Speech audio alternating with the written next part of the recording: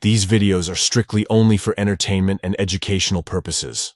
I do not encourage or endorse to any of the behaviors of the people I am talking about in my videos. In 2012, Dave Krupa was working at an auto repair shop in Omaha, Nebraska. At the time, he was hoping for a fresh start in life. He'd just split up with his longtime girlfriend, Amy Flora, with whom he shared 2 children with. He soon decided to sign up for an online dating site, where he met Liz Golyar. The two began seeing each other, but before things could get too deep, Krupa reportedly informed Golyar that he wasn't looking for anything serious. Golyar, a single mother, was happy with that arrangement. Or so she claimed. Several months after meeting Golyar, Krupa spotted Cari Farver when she walked into his shop. He immediately knew there was something special about her. When we looked at each other, there was a little spark, Krupa later told ABC News. She's showing me something inside the vehicle and we're standing there and we're very close. And there was some tension. Krupa asked Farver out on a date, where they discussed that neither of them was looking for an exclusive relationship. The two returned to his apartment, and as Farver was leaving later, she passed a woman in the hallway.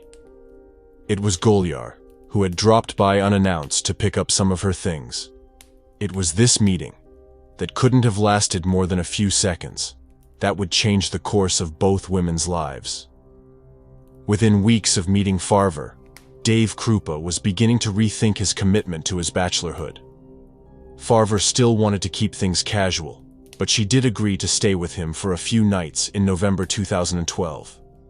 She was working on a major project for her job, and Krupa's apartment was much closer to her office than her home was. The last time anyone saw Cari Farver alive was November 13, 2012. She'd spent the night with Krupa, and he gave her a kiss as she left for work, but she never returned.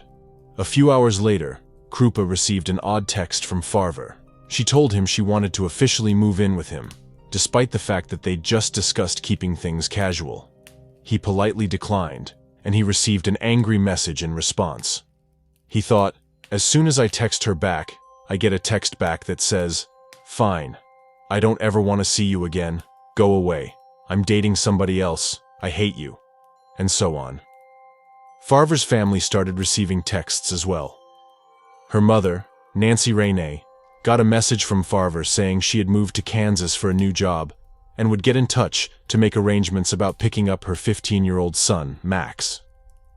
Renee thought this was strange, but when Farver missed her half-brother's wedding and her father's funeral, she knew something was wrong. Authorities reportedly tried to get in touch with Farver, but when they received messages from her number asking them to leave her alone, they dropped it. Ronnie also told them that Farver had previously been diagnosed with bipolar disorder, so investigators assumed she'd stopped taking her medication and vanished of her own accord. It would be years before they realized how wrong they were. On August 17, 2013, Liz Golyar called Dave Krupa in a panic.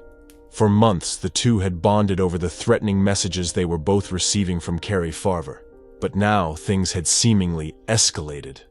Golyar said her house had been set on fire, and her beloved pets had perished in the fire.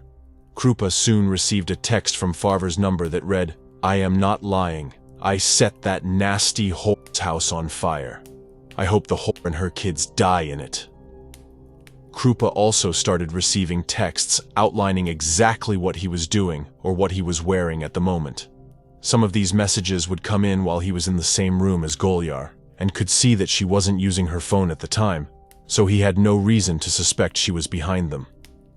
When Krupa changed his phone number, the messages stopped for a while. In February 2015, he moved to Iowa, and he stopped spending as much time with Golyar. It was around this same time that detectives finally began digging deeper into Cari Farver's odd disappearance. In the spring of 2015, detectives Ryan Avis and Jim Doty of the Pottawatomie County Sheriff's Office in Council Bluffs in Iowa started a full-blown investigation into Farver's whereabouts. They suspected she was dead, but they weren't sure when or how she died. Investigators had searched Cari Farver's abandoned car shortly after her disappearance, but when they checked it again more thoroughly in 2015, They found bloodstains beneath the fabric of the passenger seat. They downloaded the contents of Krupa's and Golyar's phones for their investigation, and digital forensics discovered something odd. Golyar's device showed evidence that she had photos of Farver's car, 20 to 30 fake email accounts, and an app that allowed her to schedule text messages to be sent at a future time. The detectives zeroed in on Golyar, and when she suspected that they might be onto her, she told them that she thought Krupa's ex-girlfriend Amy Flora had killed Farver and had been the one harassing them all along.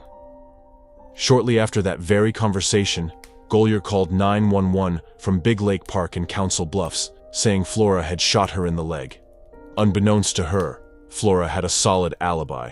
Golyar's story began to unravel, but the final nail in the coffin came when detectives searched her tablet. On the SD card, police found thousands of deleted images, including one of Cari Farver's decomposing body. Golyar had stabbed Farver to death in her own car on or around November 13, 2012.